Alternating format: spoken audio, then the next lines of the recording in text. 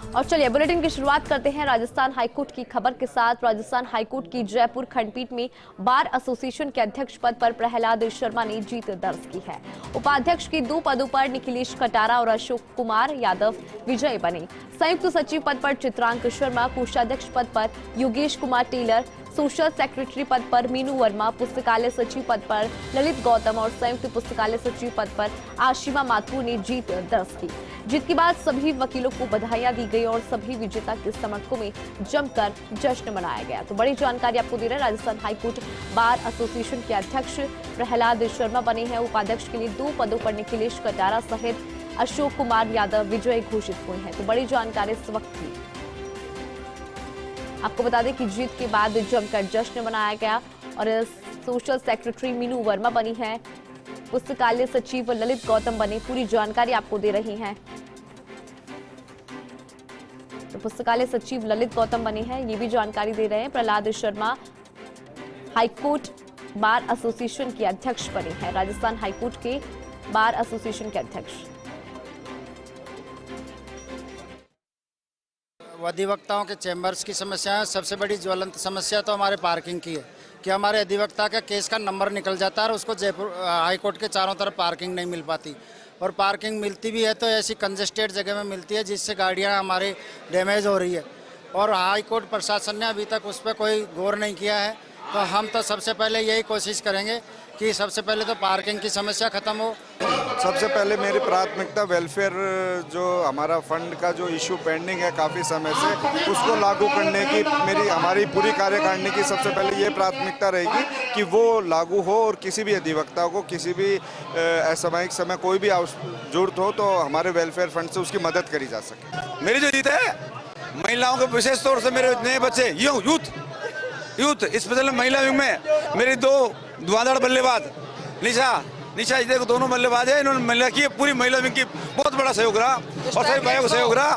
भाभी का कहते हैं न्याय मम धर्म, इसी के साथ हमारा शुरुआत होती है और इसी के लिए हम कार्यरत हैं। कहते हैं अधिवक्ता न्याय का अभिन्न स्तंभ है, तो उसी स्तंभ के साथ मजबूती के साथ काम करेंगे। अधिवक्ता हित के लिए हमेशा अग्रणी रहेंगे। हम आंदोलनों से लेकर अधिवक्ता हित के लिए हमेशा तत्पर रहे हैं और आगे भी तत्पर रहेंगे और मजबूती से काम करेंगे। कोषाध्यक्ष पद में जो विजय मिली है मेरे को, इसमें मेरे अधिवक्ता भाइयों, मेरे वरिष्ठ अधिवक्ताओं और आप सबका सहयोग रहा है, जिसके लिए मैं आपका बहुत बहुत धन्यवाद ज्ञापित करना चाहता हूं। और कोषाध्यक्ष के पद पे जो सफलता मिली है और जो विजय श्री आपने दिलाई है, उसका मैं तहे दिल से मैं नमस्कार। मतगणना के पश्चात अध्यक्ष पद पर प्रहलाद शर्मा विजयी हुए हैं, उपाध्यक्ष पद पर निलेश खटारा और अशोक यादव हुए हैं, महासचिव पद पर सुशील पुजारी हुए हैं तथा ज्वाइंट सेक्रेटरी पद पर चित्रांक शर्मा विजयी रहे हैं।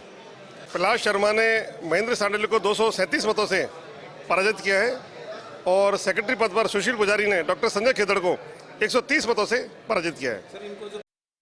राजस्थान हाईकोर्ट बार एसोसिएशन के नवनिर्वाचित अध्यक्ष प्रहलाद शर्मा, नवनिर्वाचित महासचिव सुशील पुजारी अभी हमारे साथ हैं। हम उनसे जानते हैं कि उनकी क्या प्राथमिकता रहेंगी।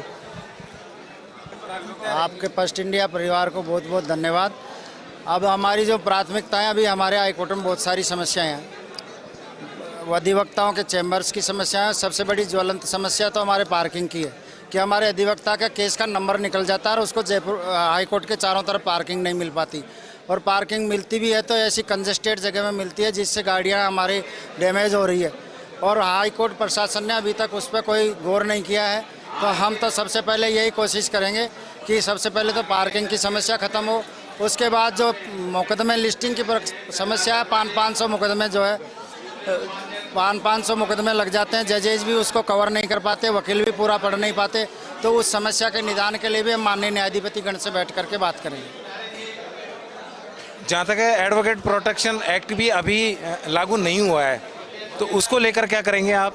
देखो, एडवोकेट प्रोटेक्शन एक्ट तो राज्य सरकार ने जानबूझ के उसको ऐसा गलत तरीके से बनाया कि वो लागू हो ही नहीं सकता, क्योंकि जो स्टैट्यूट्स के अगेंस्ट में कोई लॉ बनता है तो वो अनकॉन्स्टिट्यूशनल होता है, अल्ट्रा वायर होता है, उसको लागू करने में बड़ी परेशानियां आती है।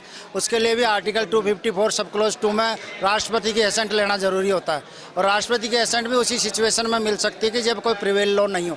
अभी जो हमने जो डिमांड करी थी, बार काउंसिल ने 32 धाराओं का जो प्रोटेक्शन एक्ट भेजा था राज्य सरकार को, उसको काट पीट के राज्य सरकार ने केवल 11 धाराओं का प्रोटेक्शन एक्ट बना दिया, और वो भी ऐसा गलत प्रोटेक्शन एक्ट बना दिया जो लागू हो ही नहीं सकता। हमारे सांडिल्य जी कल परसों उस पर वीडियो वायरल कर रहे थे कि पूरे भारत देश में मैंने प्रोटेक्शन एक्ट लागू कराया। अरे लागू कहाँ हुआ? जो इंटरव्यू ले रहा था गोवर्धन सिंह, उस बेचारे को खुद को जेल हो गई, हाई कोर्ट से अरेस्ट कर लिया गया, उसका प्रोटेक्शन एक्ट कहाँ चला गया था उस वक्त? तो सबसे बड़ी बात यह है कि प्रोटेक्शन एक्ट अभी लागू नहीं हुआ, पर मेरी याचिका में माननीय राजस्थान उच्च न्यायालय की डिवीजन बेंच का ये आदेश हो रखा है कि या तो राज्य सरकार अधिवक्ताओं को प्रोटेक्शन एक्ट लागू कर दे, अगर लागू नहीं करती है तो माननीय राजस्थान उच्च न्यायालय की डिवीजन बेंच अधिवक्ताओं की सुरक्षा के लिए दिशा निर्देश जैसे विशाखा वाले केस में सुप्रीम कोर्ट ने जारी किए थे वैसे जारी करेगी। एक लास्ट क्वेश्चन कि जो नए